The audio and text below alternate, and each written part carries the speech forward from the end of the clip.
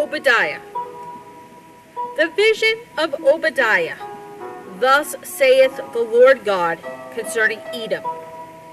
We have heard a rumor from the Lord, and an ambassador is sent among the heathen. Arise ye, and let us rise up against her in battle. Behold, I have made thee small among the brethren. Thou art greatly despised. The pride of thine heart hath deceived thee.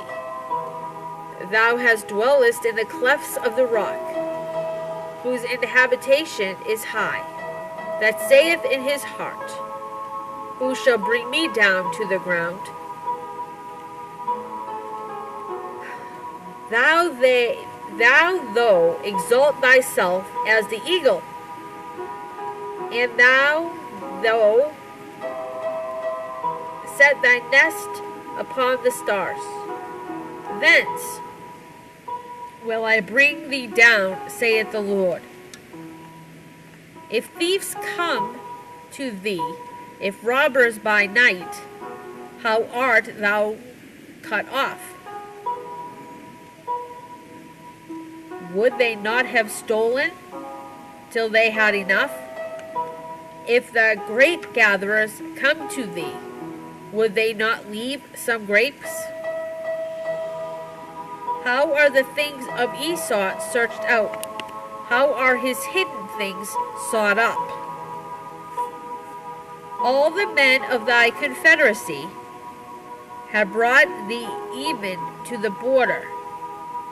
The men that were at peace with thee have deceived thee, and prevaileth against thee. They that eat thy bread have laid a wound under thee. There is none understanding in him.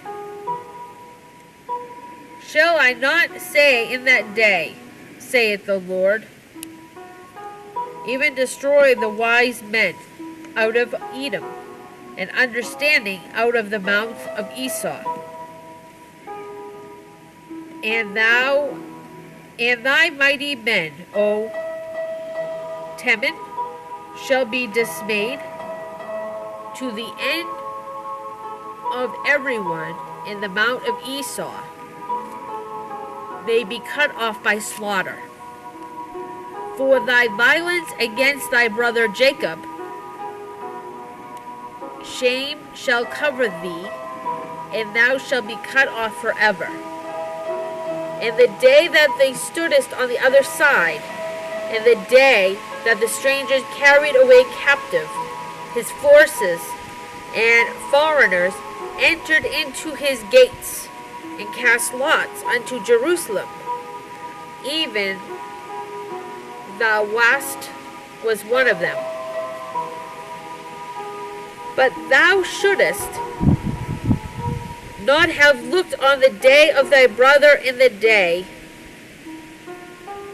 that he became a stranger. Neither shouldest thou have rejoiced over the children of Judah in the day of their destruction. Neither shouldest thou have spoken proudly in the day of distress. Thou shouldest not have entered into the gate of my people in the day of their calamity. Yea, thou shouldest not have looked on their affliction in the day of their calamity, nor have laid hands on their substance in the day of their calamity. Neither shouldest thou have stood in the crossway to cut off those of his that did escape. Neither shouldest those have delivered up those of his that did remain on the day of distress. For the day of the Lord is near upon all the heathen, as thou hast done. It shall be done unto thee. Thy reward shall return upon thine own head. For as ye have drunk upon my holy mountain, so shall all the heathen drink continually. Yea, they shall drink, and they shall swallow down, and they shall be as though they had not been.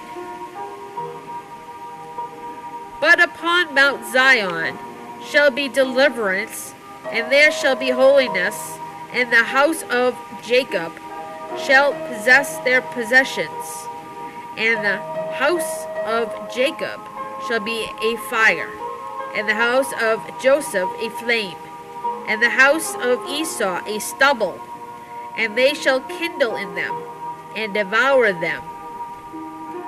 And there shall not be any remaining of the house of Esau, for the Lord has spoken it.